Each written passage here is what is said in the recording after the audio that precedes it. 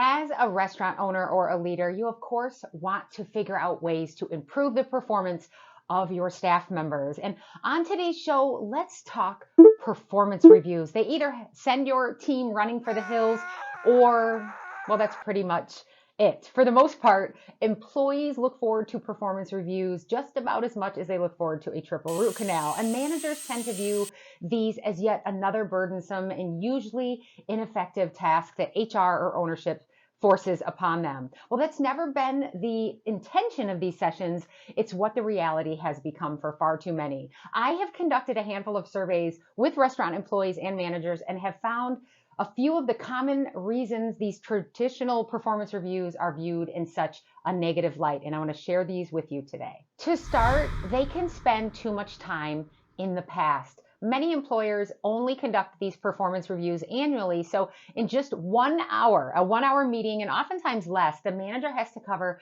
a year's worth of employee performance and plus cite specific examples and provide short and long-term goals, offer resources, and so on. It's a lot of ground to cover in just a short amount of time.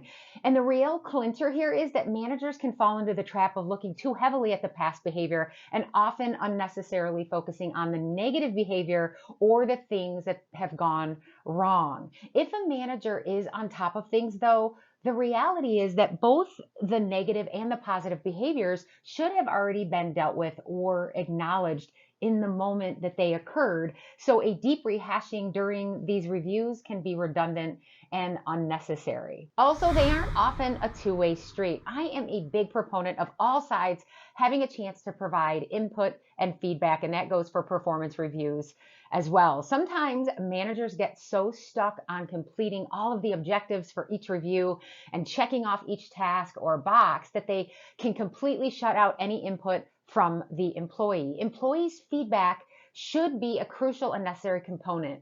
If a manager doesn't have time or make time to solicit that feedback, then they are not going to gain much buy-in from that employee. It may damage morale. The culmination of each performance review often ends with a rating. And when you reduce your employees to a rating, something as impersonal as good or satisfactory or a 3 out of 5, you're sending the wrong message. What it does is tells the person that you're reviewing that all of their hard work and efforts, the hours of time and energy that they put into your company has been reduced to a single solitary number or generic phrase. And unless you're a manager who can rally and unify their crew, even when delivering tough news, this setup can lead to unintentionally sparking even more demoralization and hindering teamwork and creativity in the process. Your employees crave and deserve regular feedback about their performance. What they don't want is for it to be a stressful event that doesn't garner any tangible and lasting benefits. Being flexible and adapting your management style can net huge gains here. So if revamping your entire review process seems overwhelming, start by focusing on the following 4 things. Forego any type of rating system as soon as possible. Upon hire, sit down with each employee and establish customized and relevant short and long-term goals. Then, instead of having just one annual review, touch base with each employee on a weekly, a bi-weekly, or a monthly basis. Go over the recent wins you've witnessed and tie that into how that behavior has impacted the team and their personal goal progression. Have a more in-depth performance conversation each quarter. It's important to note that inflexibility in this process can undo all of your efforts to transform a performance review to a performance conversation dynamic.